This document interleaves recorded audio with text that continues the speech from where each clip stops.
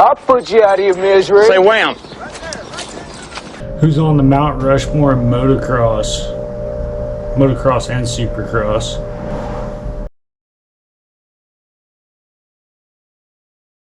Got the total AMA motocross and supercross wins combined. Ricky Carmichael with 150, James Stewart with 98, Tomac 97, McGrath 89, Dungey 80, Villapoto 72, Bob Hanna 64, Ricky Johnson 61, Jeff Ward 56, and Chad Reed with 55.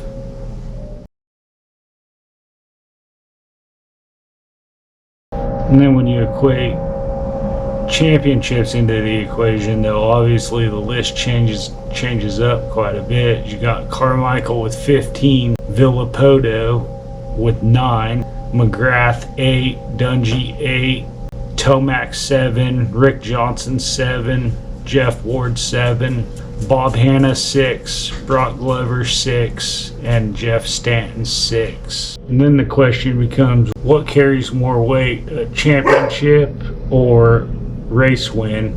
Personally, I think somebody who won a lot, it's worth more than somebody who won a bunch of championships. Well, to be too, you almost have to break it into eras, is like almost like the 70s and 80s, and then the 90s and the 2000s, and then almost like 2020 going forward. Although, like, obviously there's going to be overlap, but it's you almost can't compare like Carmichael with Bob Hurricane Hanna just because they had way more races after Carmichael. Like, when Carmichael was racing, there was a lot more races than there was when Hanna was racing. It was probably only a 10 or 12 race supercross series, and I think they still raced 10 outdoors, but they also had 500s too, so it might have equaled out.